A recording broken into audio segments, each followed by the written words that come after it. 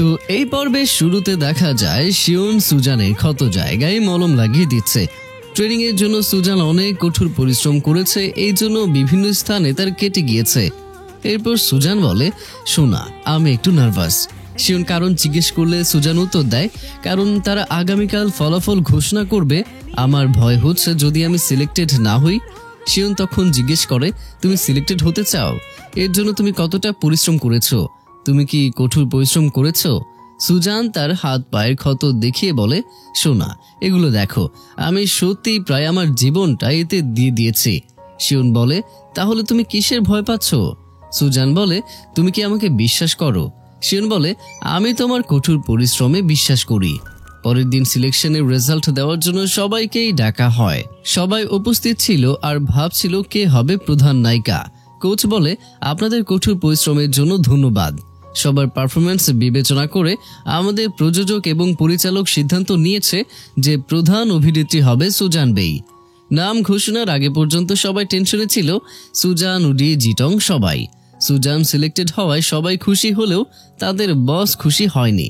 Say mood of করে চলে যায়, কারণ বস ভেবেছিল জিটংকে নিয়ে দেখা করিয়েছে বলে জিটং সুযোগ পাবে, কিন্তু সুজান এটা ছিনিয়ে নিল।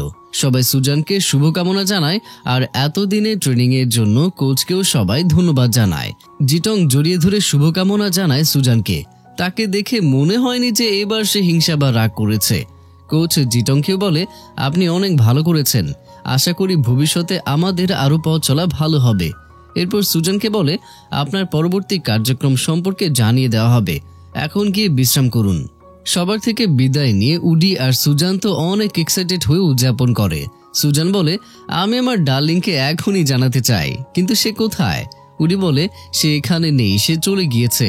এরপর সুজান ফোন নিয়ে শিওনকে কল করে, আর ওপাশ থেকে ফোন রিসিভ হয় না, কিন্তু সুজান টেক্সট করে রাখে। এরপর গাড়িতে বাসায় ফিরতে ফিরতে কোনো রিপ্লাই না পেয়ে সুজান বেশ চিন্তায় পড়ে যায়। উডি বলে, বেশি ভেবো না, সে নিশ্চয়ই ব্যস্ত।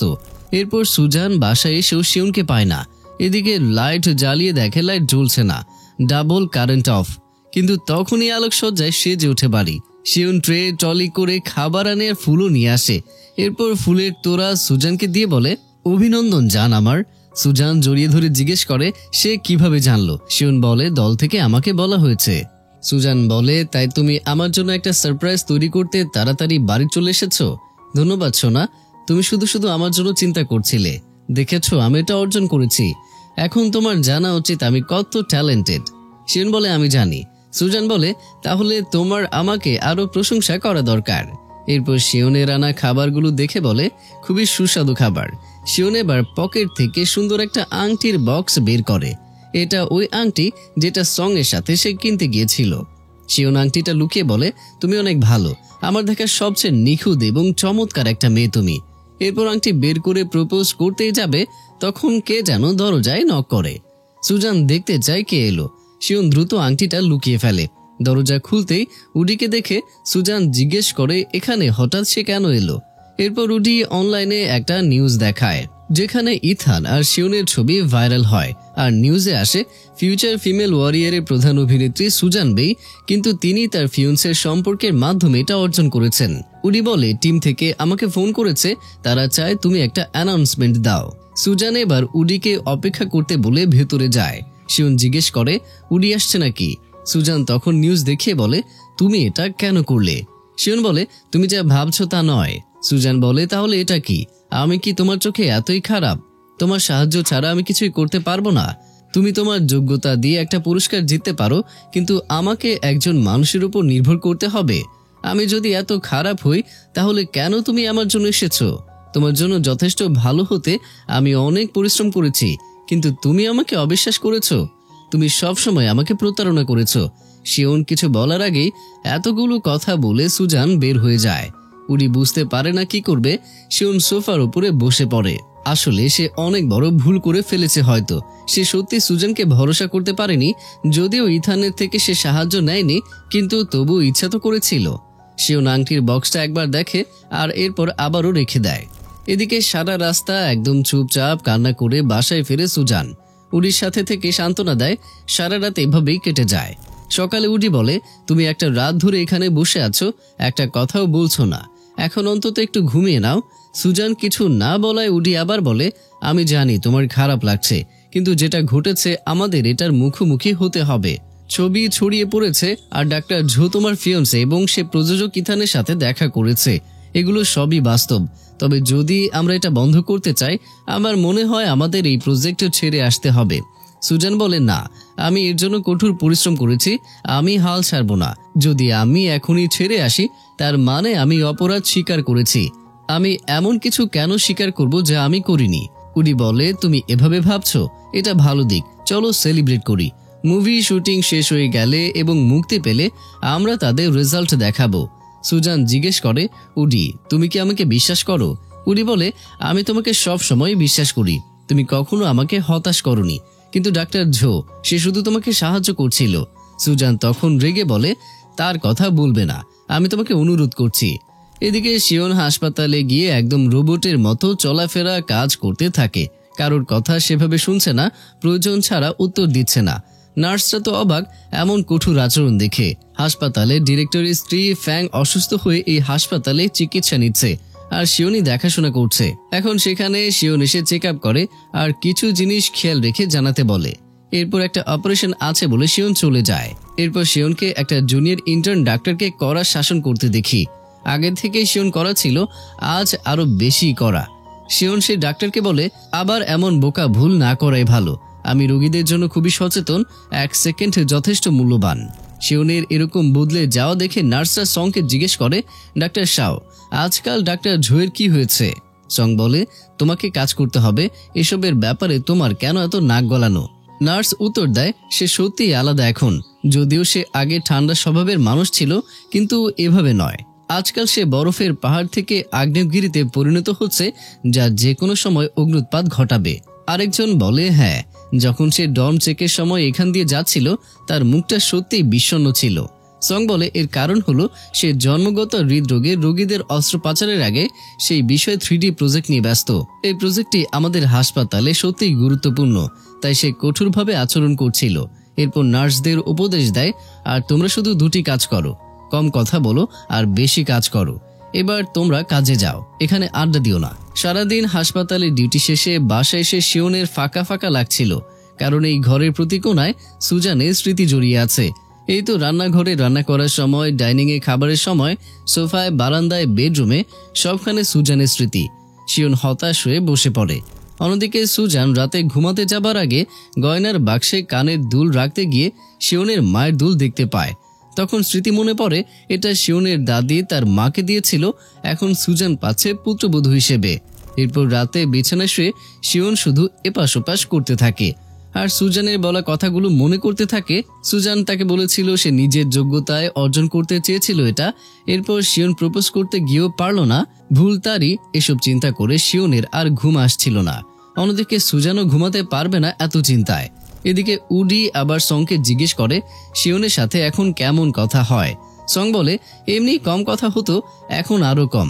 এই ব্যাপারে তো কিছুই বলেনি, আমি যখন তাকে জিজ্ঞেস করলাম সে আমার সাথে কথাও বলেনি। উডি বলে, ঝো শিওন সে কি কাঠের তৈরি? সং বলে, তুমি কি মনে করো সবাই আমার মতো নির্লজ্জ নয়? কিন্তু সুজান কি বলে? উডি বলে, এখন তার সামনে ঝো শিওনের কথা বলতে সাহস পাচ্ছি না। সং বলে, নারীরা সত্যি দ্বিধাগ্রস্ত। উডি তো রেগে বলে, আমার থেকে তোমার অভিজ্ঞতা বেশি নাকি?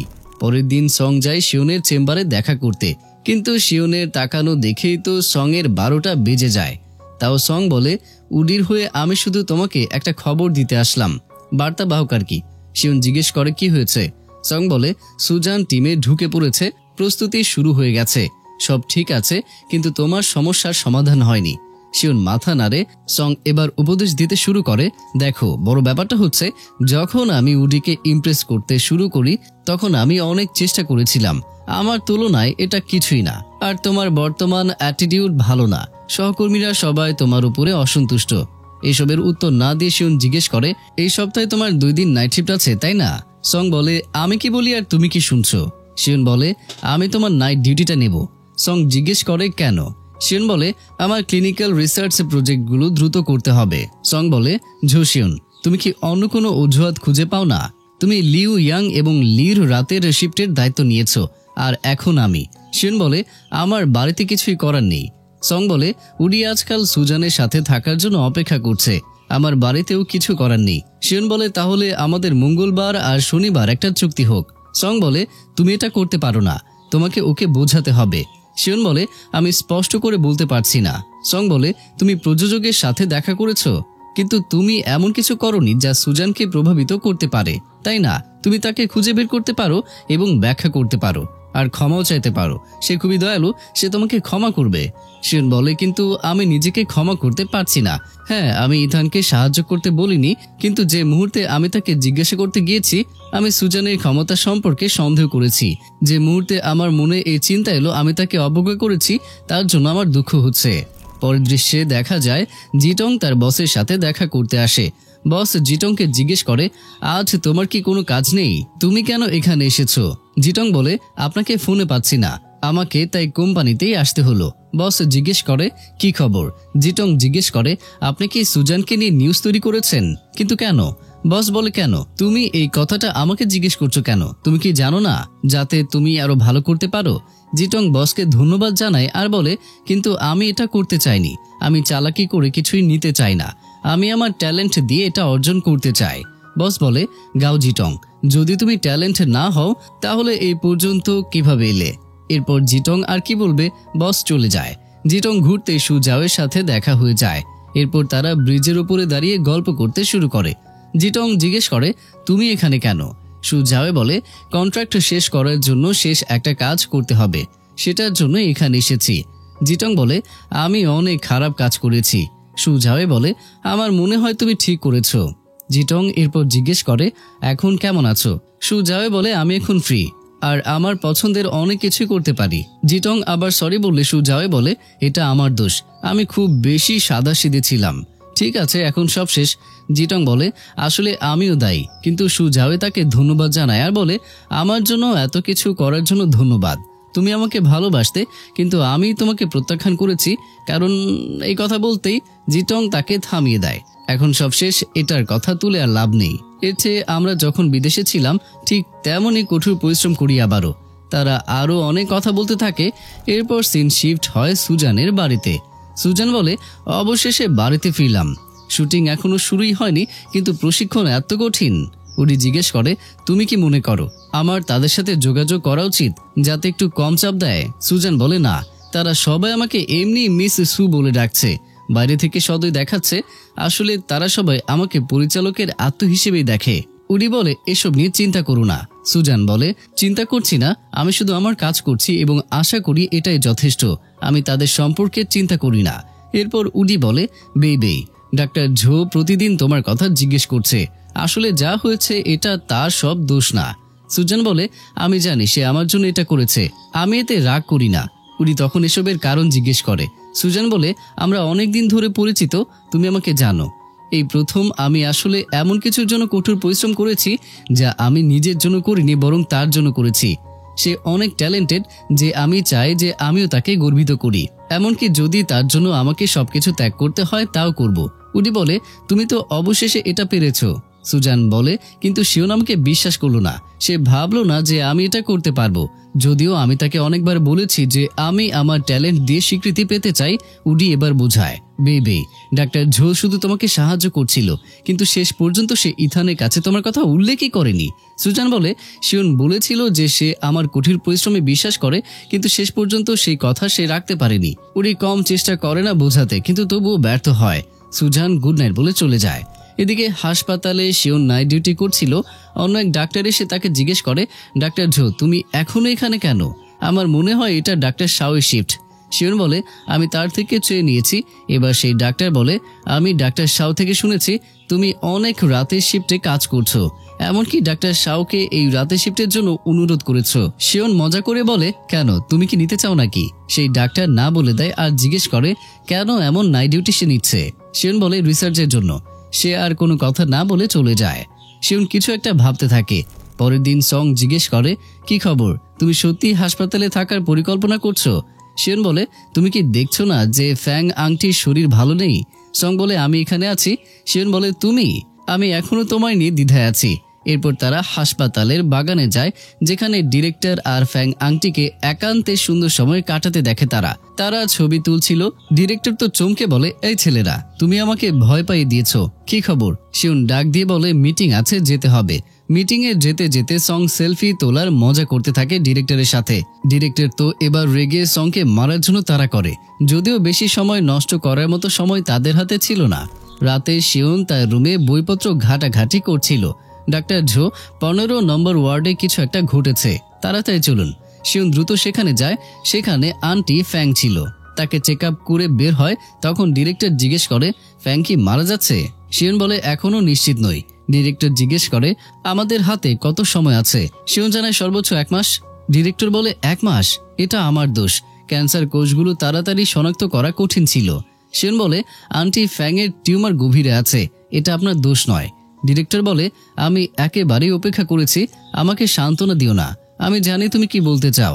আমি রোগীর পরিবারকে অনেকবার এই কথা বলেছি, কিন্তু যখন আমার ব্যাপারে কথা আসলো, আমি এটা কাটিয়ে উঠতে পারছি না। এরপর ফ্যাংয়ের জ্ঞান ফিরে আসায় ডিরেক্টর ভেতরে দেখা করতে যায়। শিউন বাইরে হতাশ হয়ে দাঁড়িয়ে থাকে, আর ডিরেক্টর ভেতরে কি বলছে শুনছিল। ডিরেক্টর তখন ফ্যাংকে সান্ত্বনা দিচ্ছিল, এই বলে, তুমি ঠিক মতো খাওনি, একটু বিশ্রাম নাও, এখন আমার কথা শুনতে হবে। এরপর সুজাওকে দেখা যায় গাড়িতে করে কোথাও একটা যাচ্ছে। তখন তার কাছে আসুরার কল আসে। সে অনলাইনে আবারও এসেছিল। সুজাওয়ের লোকেশন পেয়ে গাড়ি ঘুরিয়ে সেখানে যায়, কিন্তু পায় না, আর বলে সে এখানে নেই। আসুরা বলে সে এখনো অনলাইনে আছে, লোকেশন বদলেছে এবং এটা কাছেই। সুজাওয়ে সেখানেও যায়, এমনকি রাস্তায় একটা মেয়েকে বেলুন নিয়ে থাকতে দেখে তাকে সুইং ভেবে ভুল করে। এভাবে অনেক দোকান, কফি শপে অলিগলি ঘুরে অবশেষে সুজাওয়ে তার উইশেকে খুঁজে পায়। সুইং আজ উইশে সেজে আসে। সুজাওয়ে পুরনো সব স্মৃতি মনে করে, আর তারপর তাকে গিয়ে জড়িয়ে ধরে বলে, আমি জানতাম এটা তুমি। অবশেষে ভালোবাসার যেন ভালোবাসাকে খুঁজে পেল।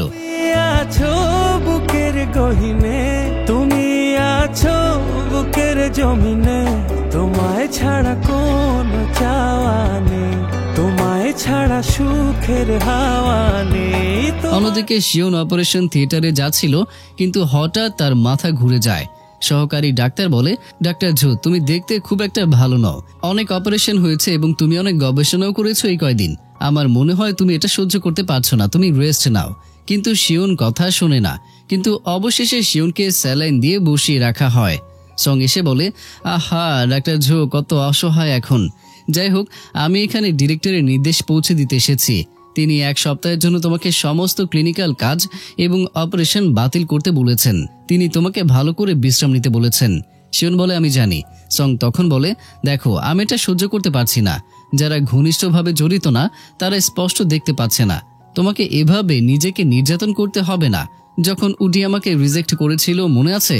তুমি আমাকে কিভাবে রাজি করিয়েছিলে? তুমি যা বলেছিলে তার সবই যুক্তিসঙ্গত ছিল। এখন যখন তোমার কথা আসলো, কেন তুমি পিছিয়ে যাচ্ছ? তোমাকে ব্যাখ্যা করতে হবে, তারপর তাকে বোঝাতে হবে।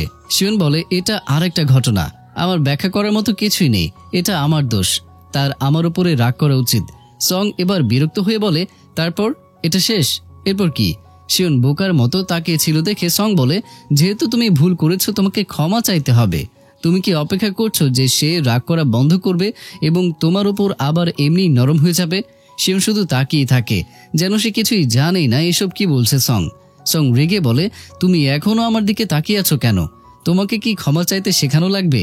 শিওন দ্রুত গাড়ি বের করে অনেক গতিতে চালিয়ে সুজানের বাড়িতেই যাচ্ছিল, আর সঙের বলা কথাগুলো চিন্তা করছিল। এরপর সুজানের বাসায় গিয়ে দাঁড়াতেই সেখানে উডিকে দেখে জিজ্ঞেস করে, সুজান কি আছে? উডি জানায় সে বেরিয়ে গেছে। আর এর মধ্য দিয়ে এই পার্টি এখানে শেষ হয়ে যায়।